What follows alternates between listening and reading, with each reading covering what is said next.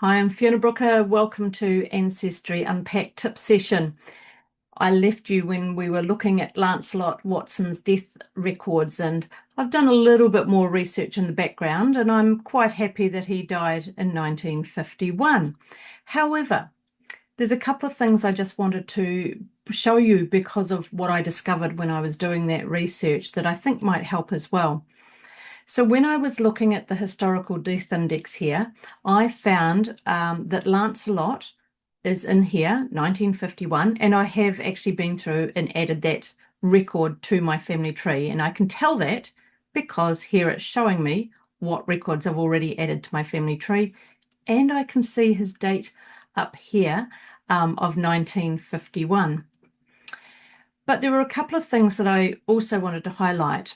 Here, when I look at the death index, not the historical one, this is the one from the microfiche, it tells me a little bit more information. It tells me he died in Oxford in Canterbury, and it tells me what quarter his death was registered. That doesn't necessarily mean he died in those months of January, February, March. It means his death was registered then. So he could have died in the previous year. So we do need to be a little bit careful with it. But I want that information about Oxford. So I'm going to go save to someone in my tree, and I'm going to save that to Lancelot.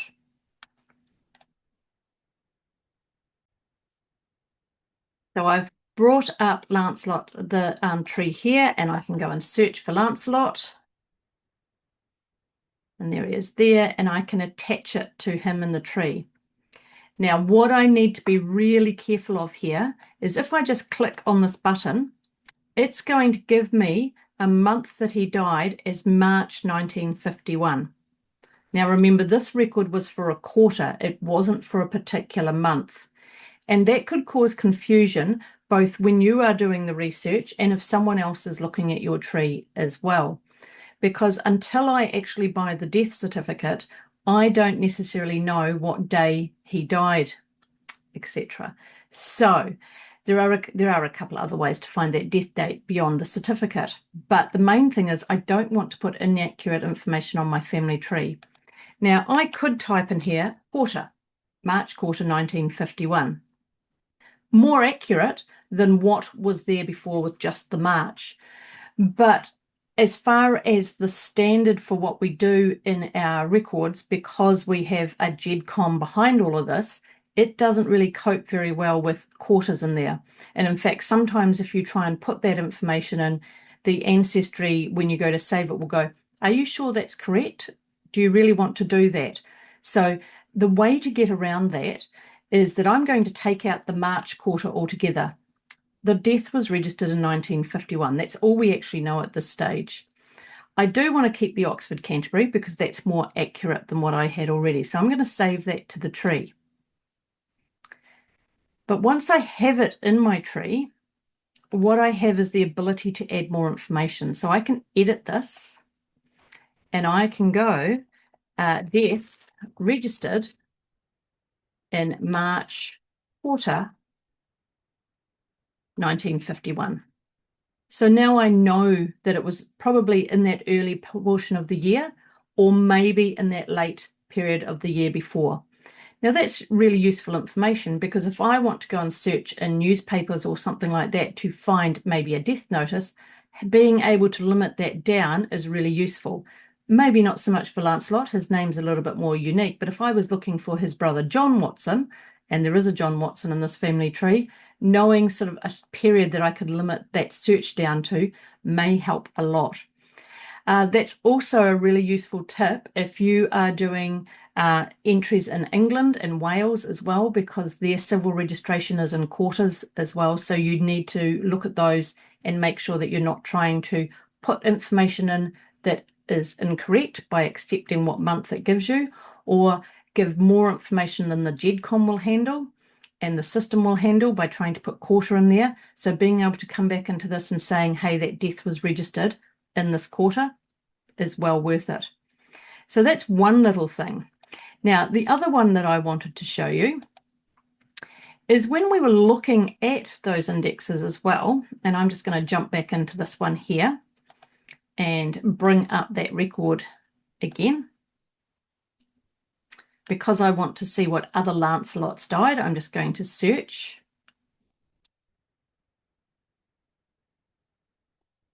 I'm not going to let it pick up Lancelot. I just want to see how many Lancelots are listed. Because before we had 3. Now, one is a Wilfrid Lancelot, but the other 2 are quite similar in what year they died. Again, we're getting the quarters here as well. The place is Hamilton, Auckland. Now, those are 2 quite separate cities, so you'd want to check out that registration place there. However, when I had the original one in here, I was only getting 1 entry. So what happened to my other Lancelot Watson, the one that died in 1950? Why isn't he showing over here when I've searched for the same thing? Well, that's because when I searched this originally, it didn't allow, I haven't just gone in there and put a name in. I've picked that from my family tree, and I've got a birth date. And this database includes an approximate birth date based on how old someone was when they died. So if I go in and edit my search, I take out that birth date and then go search. Ah, here's my 1950 death of Lancelot. Oh, look, he was born in 1892. So I'm feeling a lot more confident about my 1866 death here as well. So being able to confirm and compare records is a really useful thing to do, to understand what the database was, how it has been created, what information went into that database, the fact that we've got quarters, the fact that we've got birth years in the historical death index, we've got places in the New Zealand death index. So being able to mix and match that information but do it accurately is a really good thing. Now, while we're talking deaths, though, I wanted to show you one other thing. So in the world of, here's one I prepared earlier. I'm just going to drag this extra tab in. We did look at this originally when I first brought up all the different death entries that had Lancelot on it. But now I have this lovely one here that says he died in Oxford. That's consistent with what we knew so far from those death indexes. And I can actually go and view this record. Now, the New Zealand Cemetery records, you're going to go and read about them because you can always go and do that when you scroll down, was a collection done by the New Zealand Society of Genealogists. And they had a lot of volunteers go around the country transcribing headstones. And if I scroll in here, I can find that in the Oxford Cemetery, here's a headstone index. In row F, number 386 is Lancelot Watson and his wife, Mary Elizabeth. That's great. I'm actually getting some more information. I've got a little bit of a confirmation of the fact that he was born in 1865.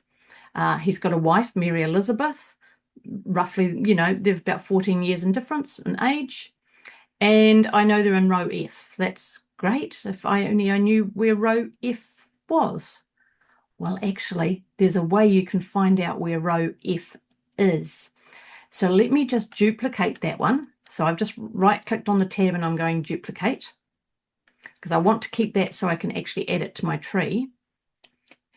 But here I now need to find out where row F is. And what's really great about these cemetery transcriptions is they give more information often. But what you have to do is go back through the film strip. So this is the film strip at the bottom of the screen. So I can see all the pages that are in this collection. So I can go back a few. Now, what I'm looking for, first of all, is any more information about row F. So I can go back a couple of pages. Now I'm in row B. Excellent. If I go back another one, I am in row A. Excellent. Oh, but I'm also in area 3, row A. So I now know his headstone's in area 3, row F. Well, where's area 3? Well, again, if I scan through these headstones and I look at what sort of things are on them, they look like indexes. Oh, hang on. What have we got here? Oh, here's an actual index to the cemetery that tells me there's more than just my Watson. There is several Watsons in this cemetery. Could be well worth a bit of a look. But if I go back to the start of this collection, and you look for blank pages because blank pages often are headers. So this one tells me it's the headstones. This one is the information about when they did it. It tells me the cemetery, it tells me where that cemetery is located, and it gives me some history. This is telling me that the burial register commenced in 1874, and it was held at the office of the Oxford County Council. That's Oxford in New Zealand, not Oxford in England. Earliest, latest, the cemetery was still in use. This was transcribed by Dennis Hampton in April 1979. So obviously it's only going to have cemetery transcriptions up to April 1979, where the copies were. This is an indication of the same plot. But more importantly, if I jump up a couple more pages, there's a map. And so this map tells me here's area 1, here's area 2, here's area 3, and here's row F in area 3. So that's going to make my visit to the cemetery a lot quicker to find that tombstone, because I can actually get guided to it from this map. Now, please remember that this map was drawn in 1979. The cemetery may have changed. The cemetery may have a totally separate numbering system now, different to what was done when the transcribers went through it. So the plot numbers and things like that may be different as well. But the fact that there is this map and that you can potentially get to where that tombstone is a lot quicker is a great thing to have.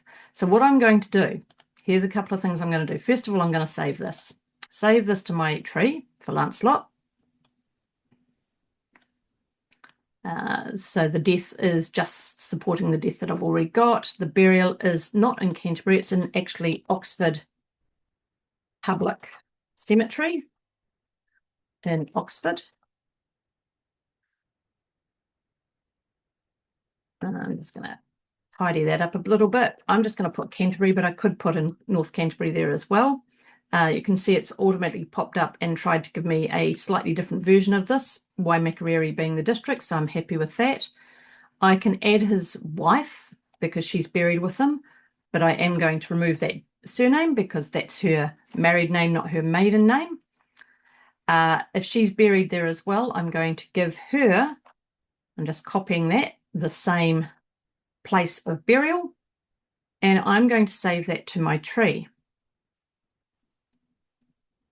But because I want to make this really easy for myself in the future, I'm going to take this URL here and I want to save that to my tree as well, because that page could be really, really useful to find that grave. So I'm going to save it as a web link and I'm going to save it in my tree and add it to it. So that will then save that against Lancelot so that I can easily put that in. So I've just picked the right tree for Lancelot. I'm going to save that to him. And this is the title of the web link. So I'm just going to let that go the way it is at the moment. And then over on Lancelot now, I'm just going to refresh that so that web link comes up. Here it is down here. And what I'm going to say here is see web link for the cemetery, the Oxford Cemetery map. And he is in section 3, row F, number 386. And I'm just going to put a little note, could be the end of a row. And I know that because it was the first thing that happened in row F. So it's one end or the other of the row. So really easy way to add in that extra information, find that map and make visiting that grave a lot quicker. There's still a couple of questions though that I have. I've also got a death in someone who dies in 1899 with his name as well. So I'm going to go off and have a look at that because I'm just really not sure what's happening there. So join me again and we'll see what we can discover about the death of Lancelot in 1899.